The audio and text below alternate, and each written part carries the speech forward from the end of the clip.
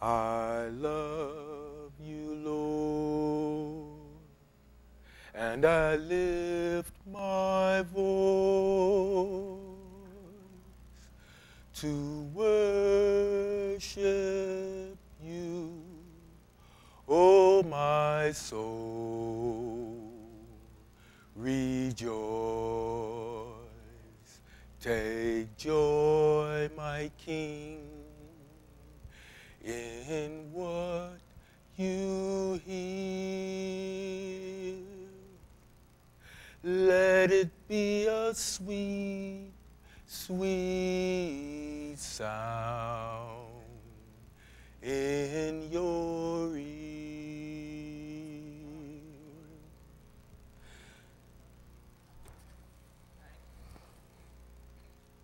We need him, saints.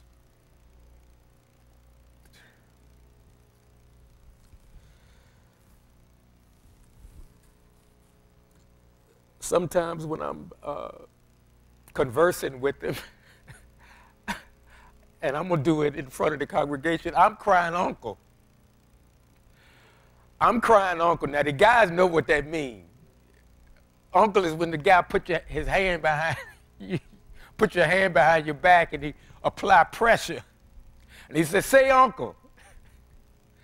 And I'm saying to you, Father, uncle, uncle, aunt too, if that'll help.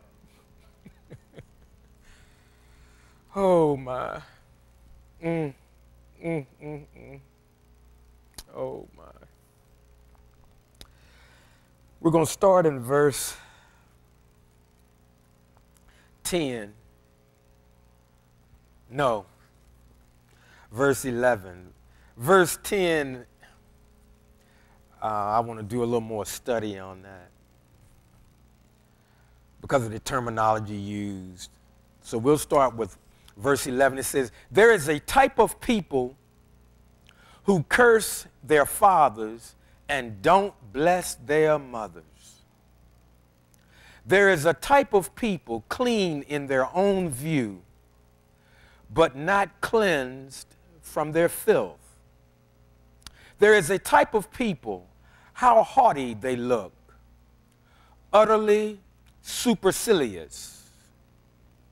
There is a type of people whose teeth are like swords. Yes, their fangs are knives. They devour the poor from the earth, the needy from humankind. The leech has two daughters.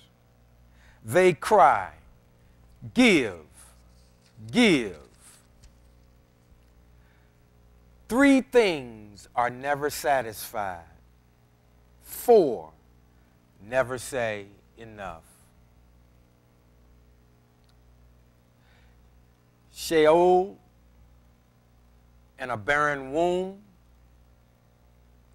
The earth never satisfied with water, and fire, which never says enough. The eye that mocks his father and scorns obeying his mother will be pecked out by the ravens in the valley, and the vultures will eat it. Three things are too wonderful for me. Four beyond my knowledge. The way of an eagle in the sky, the way of a snake on a rock, the way of a ship on the open sea, and the way of a man with a girl. I'm looking into that also. This is how an unfaithful wife behaves. She eats, wipes her mouth, and says, I did nothing wrong. Three things make the earth quake. Four things it can't bear. A slave who becomes king. A boor, B-O-O-R, gorged with food. Here we go again. A hated wife when her husband takes her back. And a slave girl who inherits from her mistress. 4 things on the earth are small, nevertheless, they are very wise. That's EWC. The ants, a species not strong, yet they store up their food in the summer. Now, I've been sounding the alarm, but it's not an alarm of fear, but it's an alarm of get prepared. Get prepared. Because tough times are on the horizon. In fact, for some of us, it's coming a little faster than we can make preparations for it.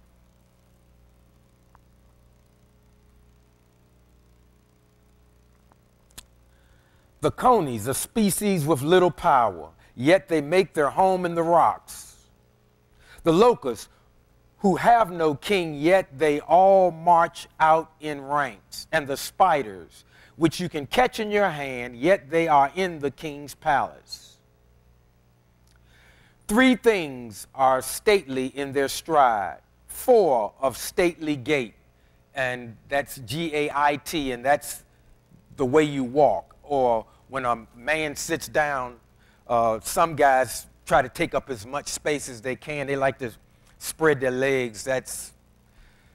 You all have heard this term, alpha males. That's guys that are into that, and they think they are more, I guess, masculine than most. But that's what they're talking about when they use the term gait in that sense. 3 things are stately in their stride, 4 of stately gait.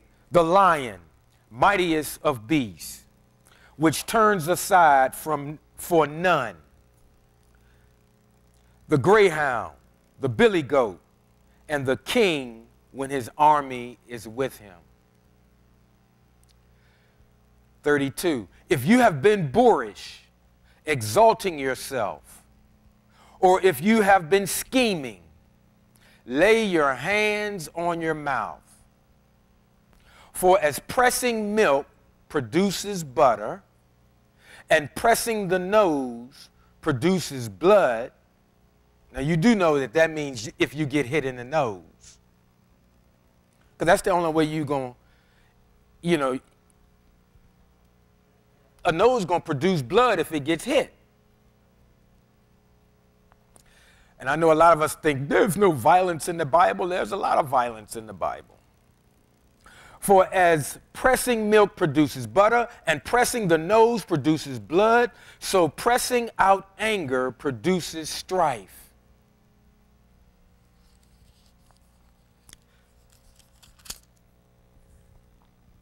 Let's go back to the type of people.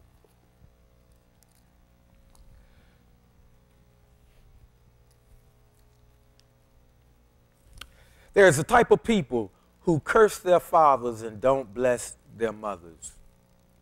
We were talking yesterday, and I was sharing with the fellas that, true enough, I'm 65 years old, been around a while, but I was explaining to them that oftentimes I've got this real heavy feeling that, I feel like an orphan because both my parents are gone. And, that probably sounds strange to some people because they say, man, you old as dirt, And that's true, but the way the Most High looks at situations, your age has nothing to do with it. If you are parentless, He sees you as an orphan. And there are certain niceties that are afforded you depending on what category you fall in, according to him. And again, I'm not making this statement as if I'm on par with the Most High. I wouldn't be that foolish. And I'm not trying to project to you that I'm some deep person, that I got this through, conversations with the Most High. We all have heard that you have to be careful how you treat a widow, orphan. He set that decree. Even when sometimes people that fall in those categories have done some things that weren't right. And you may feel perfectly justified in reaming them out.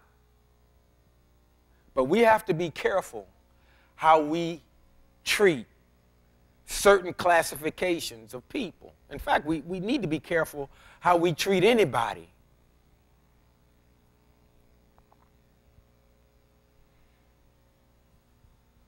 And sometimes that's hard.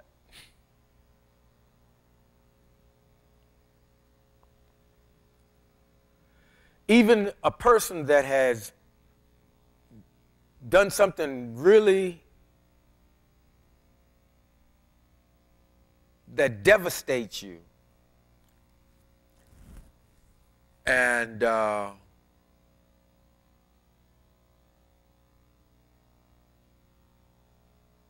you don't even, you've tried looking at it different ways, but you still keep coming back to that was low.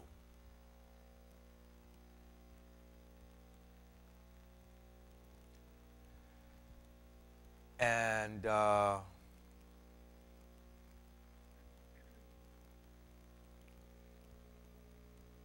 sometimes it takes everything that you know about the Most High to keep you from either lashing out and saying something that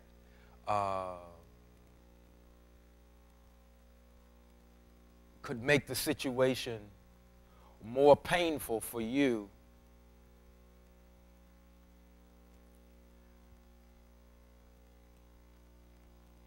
You have to truly give that situation over to the Most High. And I'm not saying that because people say that often in church, because that's a difficult thing to do sometimes, particularly when you know you too have a free will and you too can slip off the reservation,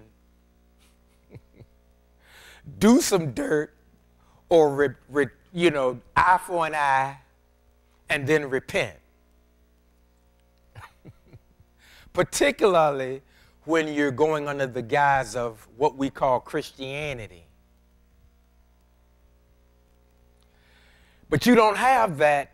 You don't have that option if you're living by Torah.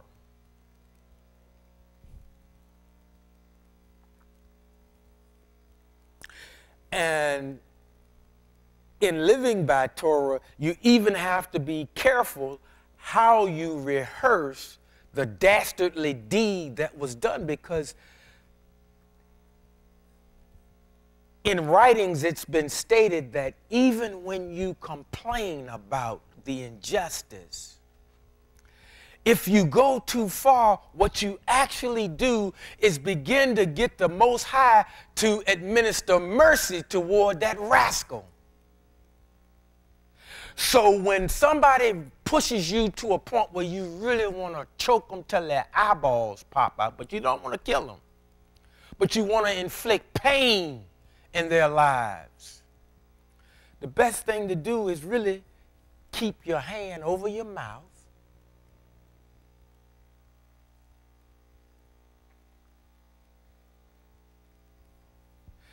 and don't even say, Almighty God will strike you down. Now that's what you're feeling.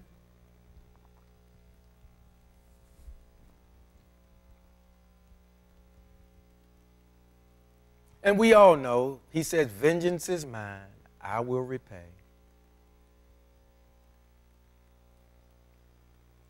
But when it's, you can't look at, some things, you know, sometimes people do things and they'll say, and they may really mean it. They say, that wasn't personal. But sometimes, saints, it is personal.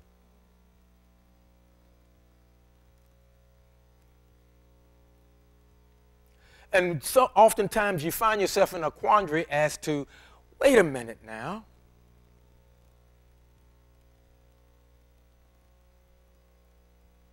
How long am I to remain silent?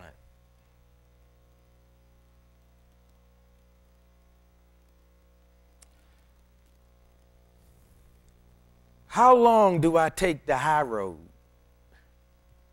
when my heart really ain't in it?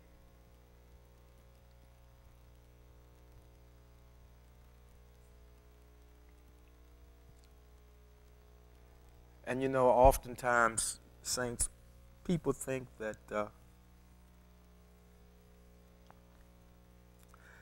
you know, most believers are naive, and I've told you, you know, they're not paying you a compliment when they call you naive. And I know it's a cute kind of word, you know, because a lot of us think, well, that just means, you know, I'm innocent. Well, yeah, you can throw that in there.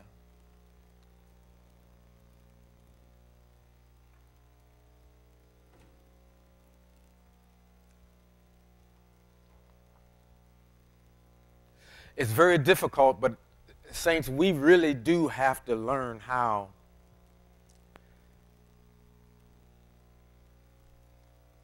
to give that whole matter over to him, because if we don't, we're going to mess it up. We're going to mess it up, and the last thing you want is you don't want to do something that disqualifies you. And the person that brought the pain,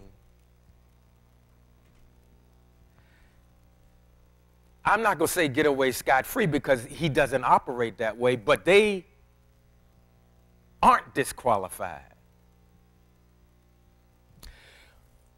There was a passage in the scriptures where they were talking about a owner had some land, and I'm going to paraphrase, and a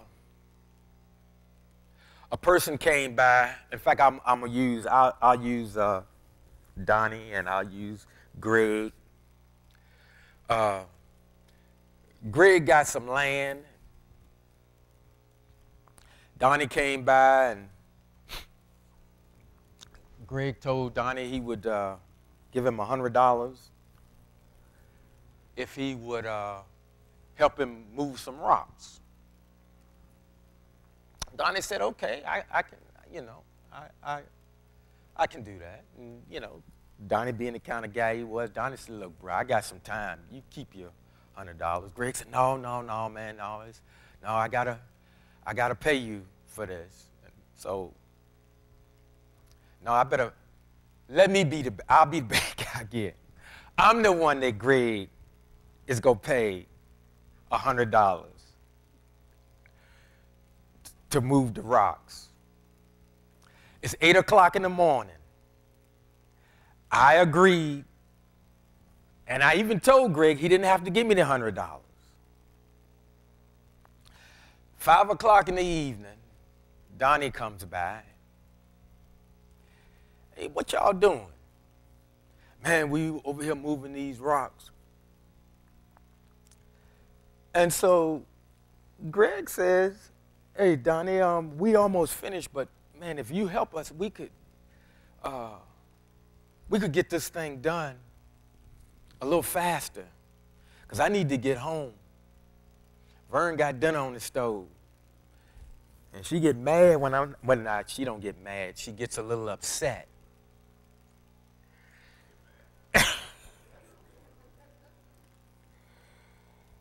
when I'm not there. I told y'all about that situation when I was married, how I came home with an attitude and dinner had been fixed. And I'm not hungry. And the young lady that I was married to, she's soft-spoken, but fiery. And so she just calmly set it there on the table. And she said, well, you can eat it or you can wear it.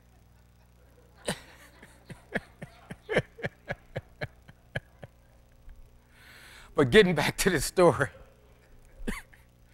and I did eat it. Getting back to the story now, so Greg says to Donnie, I'll give you $100 so we can hurry up and get out of here, because I really want to get home. And Donnie says, well, okay, all right. Now, remember earlier, I agreed to work for $100, and then I told Greg he didn't even have to pay me. Remember that?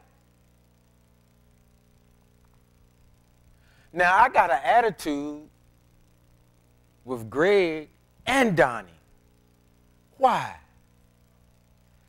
Because I've been out there. Now, this is from my vantage point. I've been out here all day working with Greg. Donnie come along and say, let's say an hour and a half later, we finish. Now, Greg, he's paying me, and he's paying Donnie. I got an attitude.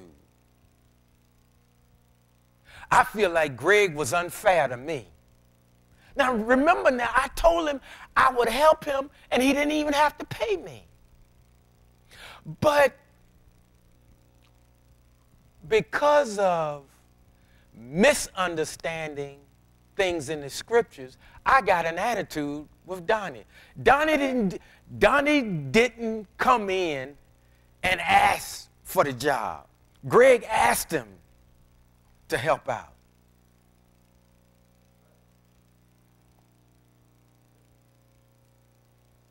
But I got an attitude.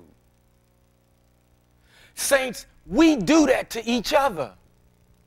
We do that not only about work, but about things that go on in the church. Somebody new come in, or maybe somebody come in to come every now and then. And we start feeling some kind of way. I thought we were all family.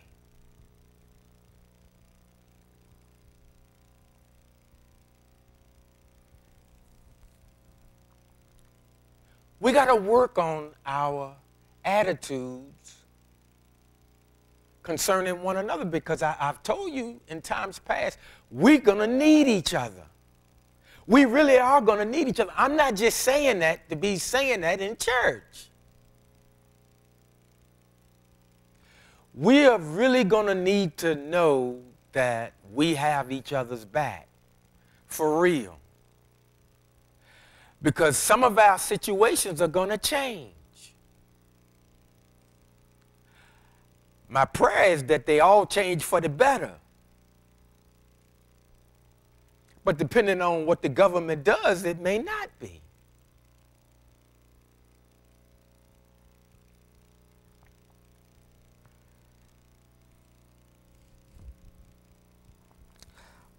I'm going to tell you in the coming days, it's our little attitudes about things that will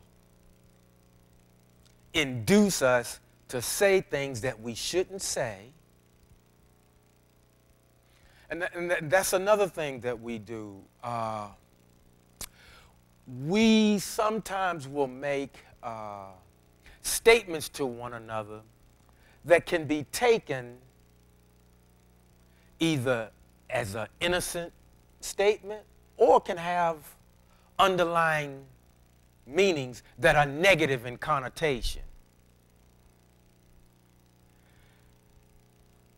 And depending on how the person responds and how clever the person that said it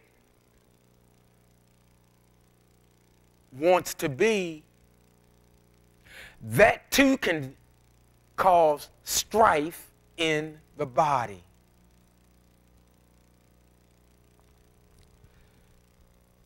And you say, well, what does that have to do with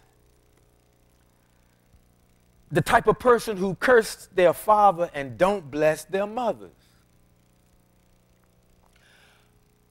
I submit to you that a lot of the stinking thinking that we have, a lot of our personality negative quirks that we all have,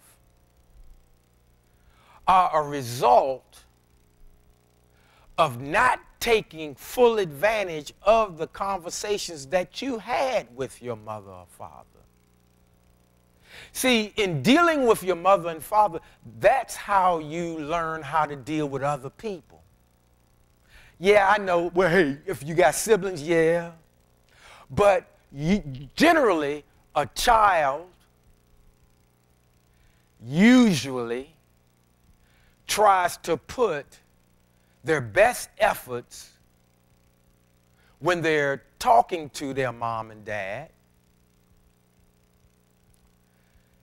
to be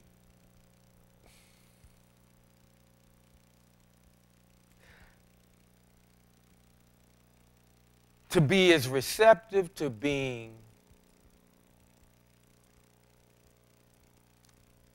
respectful, usually respectful.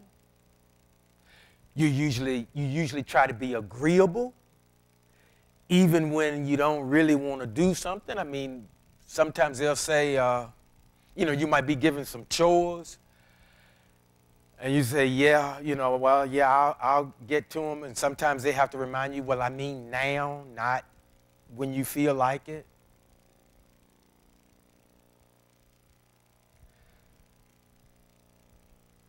If you had the opportunity to have conversations with your parents, I know particularly now, you still cherish those. You remember some of those conversations.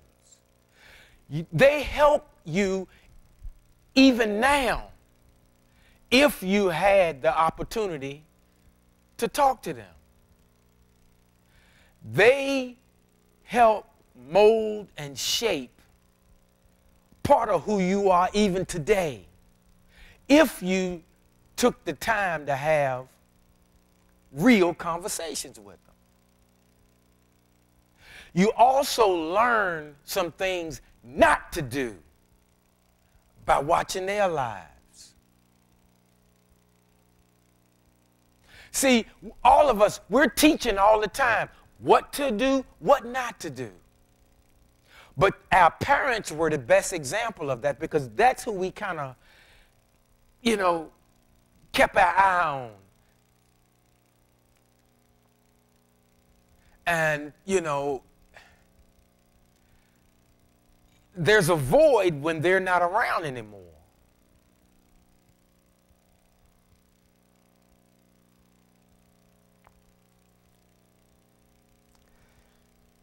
There is a type of people who curse their fathers and don't bless their mothers.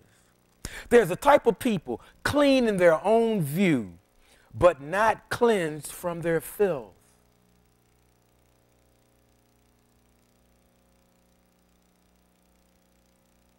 Could that possibly be the body? Possibly. There is a type of people, how haughty they look, utterly supercilious. There seems to be a growing, the young kids, I don't know if they still use this term, there seems to be growing beef in every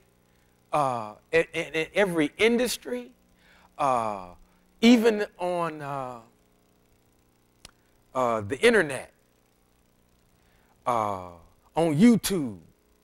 The young people have learned how to make a lot of money on YouTube. And in fact, a lot of the young people, they don't want to work 40 years anywhere. So they've come up with, they're either selling a product or service. And and TikTok, I think, has made a lot of young people fairly well off as well. And I think it's some other platforms too. But what has happened to us, the rest of us that haven't learned how to use this thing and make it work for you monetarily?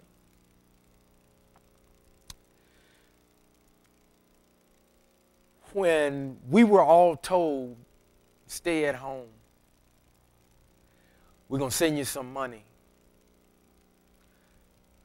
Some people had just either been let go or fired or whatever. Your unemployment was increased. Then you got a stimulus check. And you got to stay home and you could do Netflix. And for almost 2 years, what happened was we got used to that. See, luxuries once tasted become necessities. And so that's why a lot of people don't want to go back to work. Because they got spoiled. They said, hey, this is how the other half lives. And it is. That's the way they live. And so now everybody, not everybody, but a lot of people are trying to negotiate. Okay, well, if we got to go back, do we got to come back 5 days? Can we get 3 days? Can I get 2 days at home? And see, the 2 days that people want, if they got to come in 2 days, they want it probably Tuesday, Monday. Those are the days they want off, right? Those are the days they want off. They want Monday off and they want Friday off. But if they got to come in 3 days, I guess it's what, Tuesday, Wednesday, and Thursday. So you know, the thing is, it depends on what type of work you do. Some industries, you got to be there. Like one of the buildings that I service, they are a packaging company. They make boxes. Well, those people got to be there. And that same firm had about 7 people walk off on second shift, and that's about the time I get there. They were forklift drivers, and they were, feeding the machines and stuff. And they quit within about 2 weeks of each other. And they all, I think they all found jobs. And I was talking to the production manager, and he seems like a nice guy. But that's to me, because I don't work directly. I work with them, but my contract is different from his employees. And he was saying that this was the result of this. Everybody heard about this supposed great resignation. Well, I'm telling you, saints, some of those people that boldly went in there and told supervisors and whatever what they could do with that job. Listen, things are going to flip real fast. They're going to flip real fast. Right now, you might be in demand. And listen, the signing bonuses are going to dry up real quick. So if you still looking, jump on one of those while they're still paying these bonuses, because that's going to dry up pretty quick too. It's going to flip literally overnight. And all of that is right in this book. Right in this book, written thousands of years ago. There's a type of people, how hard did they look? Utterly supercilious. People got so used to this, and now they're holding out hope that maybe there's going to be another stimulus.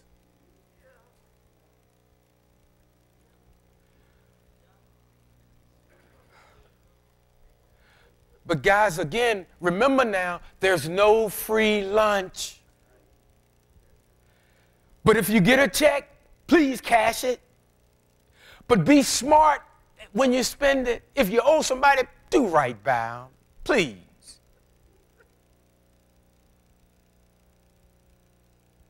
You know, I know a lot of landlords that's some kind of hot. And I can't blame them. Because a lot of landlords lost a lot of property because they were using what's called leverage. See, if your intake is more than your outgo, you can acquire as many properties as you can get your hands on. But when the government tell the tenants they ain't got to pay, or that they're going to put a moratorium on paying, see, a lot of the renters thought, moratorium thought, I ain't got to pay you nothing.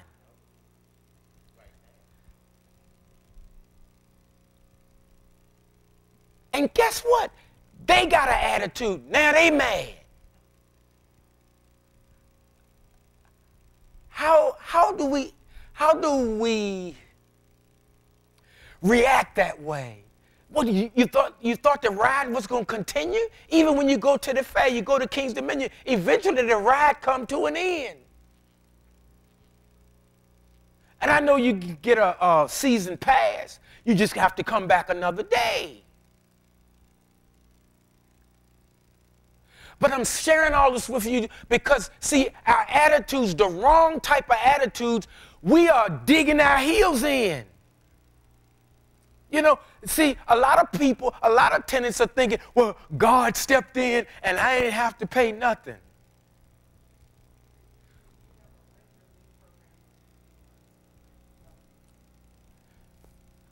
But again, sis, I agree. I agree with you. That's got to be paid for. Yeah, oh, I'm with you. I'm with you. The plan that just got signed, there are carrots in that bill, but y'all, there's some sticks in that bill too. And, you know, I don't want people coming after me, but I'm going to tell you, when the government gives you something, it's usually a carrot and a stick. And I'm not trying to make this political. But just keep that in mind. When the government gives you something, it's usually a carrot, but there's a stick along with it. And both of those can sway people. In fact, in negotiations, that's how some people negotiate. They can be real nice, or they can be real mean.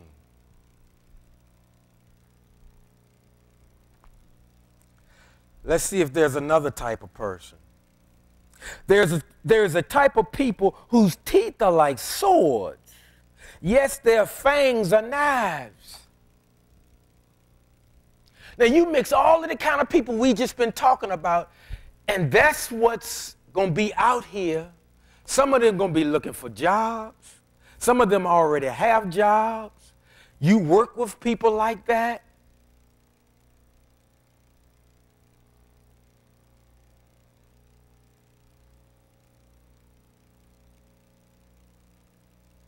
What kind of mindset should we be adapting?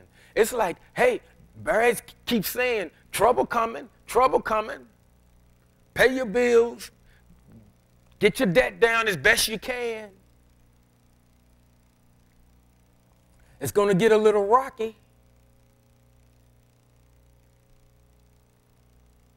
And like I said, we don't know what industries are going to be affected. We don't know how they're going to be affected.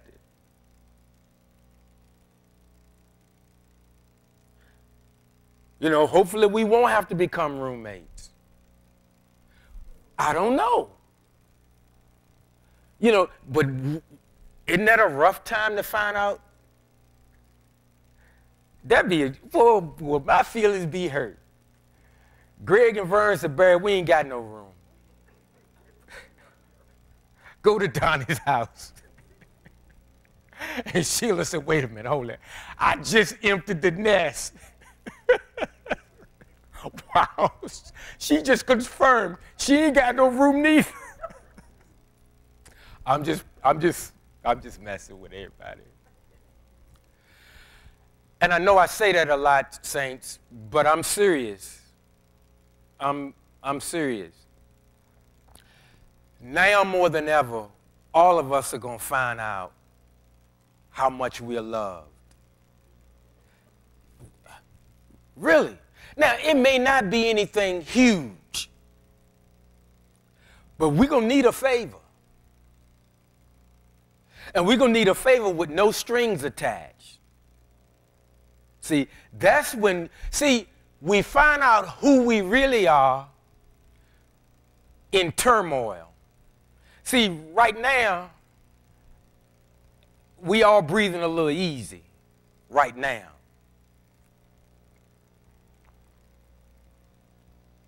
And see, anybody can be a gracious winner when the sun's shining. And anybody can offer, yes, hey, brother, I'll be there when they know you don't need no help. Remember I said, you know, particularly now with so many passing and things of that nature, if you really don't want to be there for the person, please don't say. If there's anything I can, don't say that. If you don't mean it, don't say it.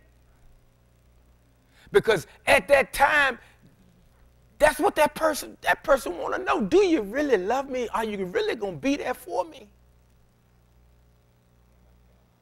Can I count on you? Or, well, Donnie, I would have, I would have been there. But.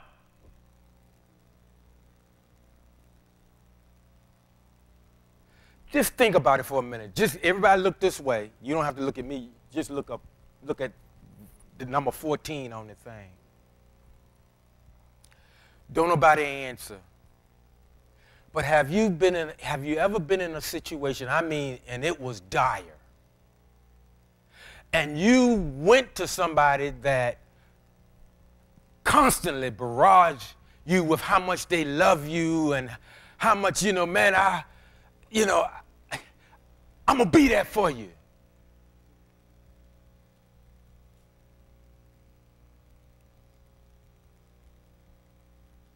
And you picked up the phone and you called them, and they let you down. Just keep looking at 14.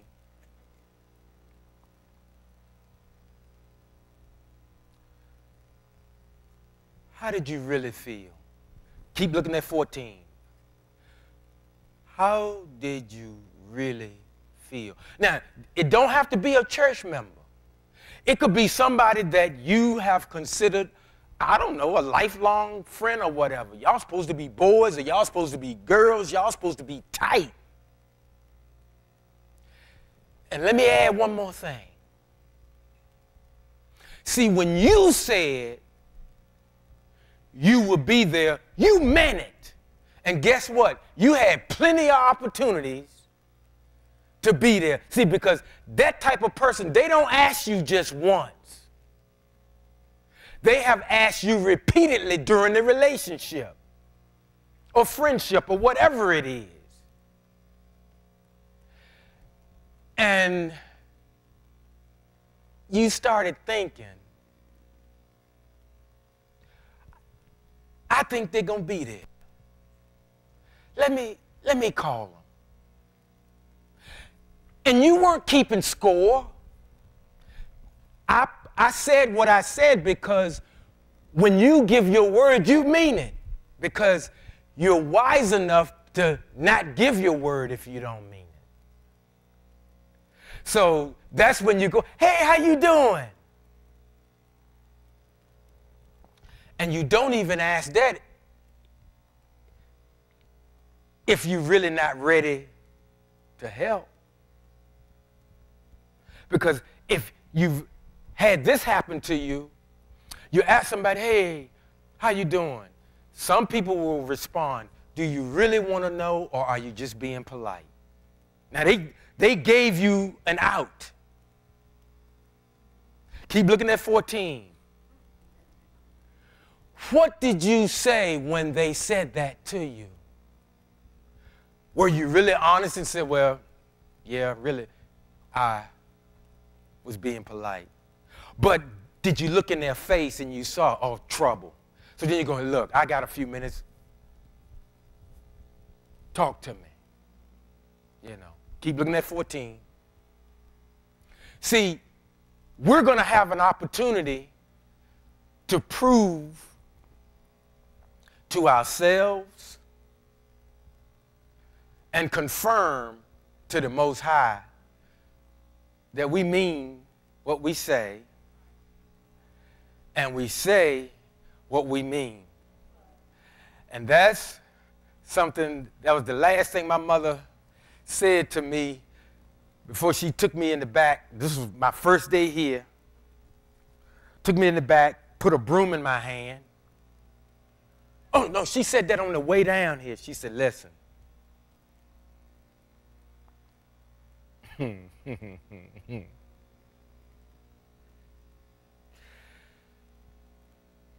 As far as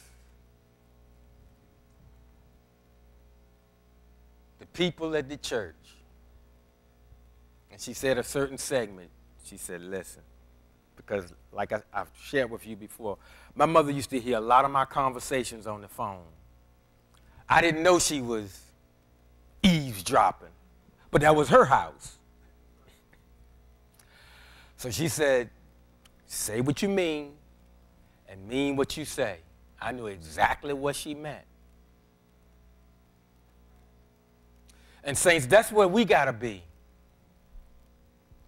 Look, some of us going to need somebody. Some of us right in here today going to need some of us that's right in here today. Now, I'm just talking to you. I ain't prophesying nothing. And I'm not taking a swipe at prophecy. I'm just talking to you.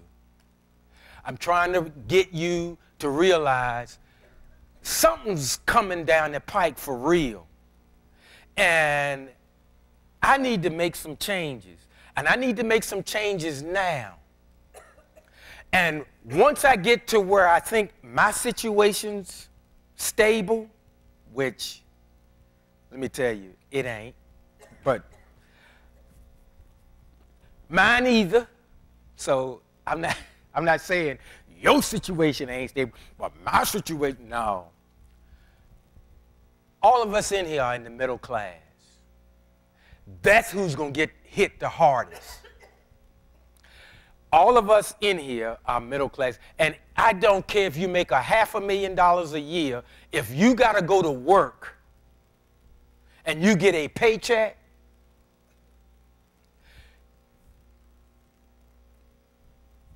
it can affect you. You know, a lot of us think, well, I work for whatever. I just said industries could be shut down. Well, I'm a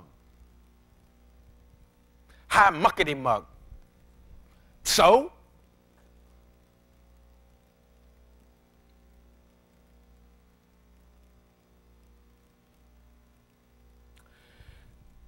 These type of people that we read about, some of them are going to come to you.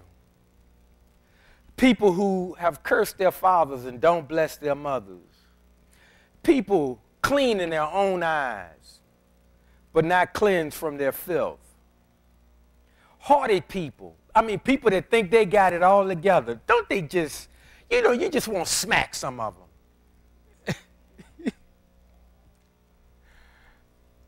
And if you know them well enough, you need to pull them to the side and say, look, bruh, you ain't all that. I'm not hating on you. You ain't all that.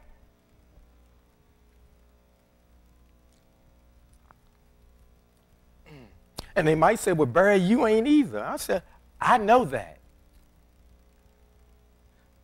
But I don't carry myself like you do. Will we still be friends? Or will we still be friendly toward one another? Because, see, that's a difference, too. You can be friendly with somebody and not necessarily be their friend.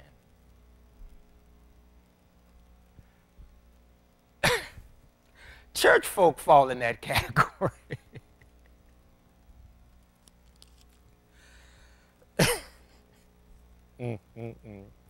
Then the other type, now this type is really hard to deal with. There's a type of people whose teeth are like swords, yet their fangs are knives. Can you find it in your heart to help somebody that's just been a thorn in a whole lot of folks' side? I can think of a couple of people right now that I don't know what would happen if they came in here and said they needed help. I don't know whether they get the help or they get the hell beat out of them. I'm serious. I'm serious. Because they have offended people. They have disrespected people.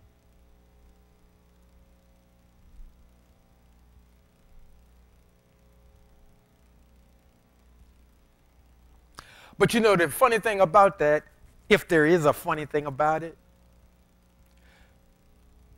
sometimes those are the very people the Most High put in position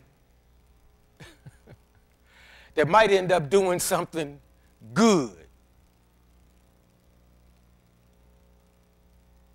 See, sometimes it's never who you think it is. Sometimes it might be somebody you can't stand, and that's why he picked them. Or it might be you that they can't stand. That's why he picked you. It appears that he's amused by us and our comings and goings.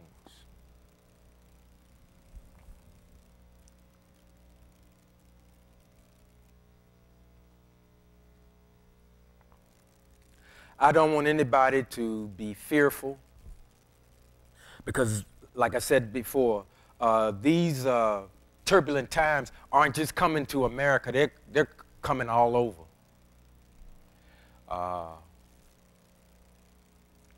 Everybody's economy has been shook.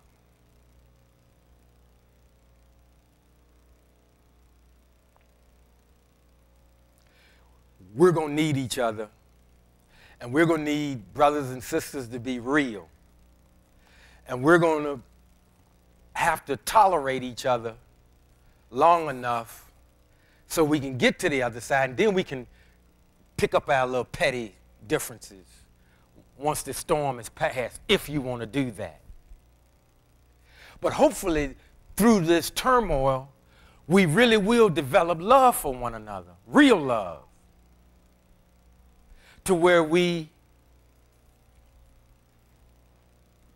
can be around one another longer than 45 minutes or longer than however long it takes for praise and worship. We might actually decide to go break bread together one day. God bless you. Thank you for coming.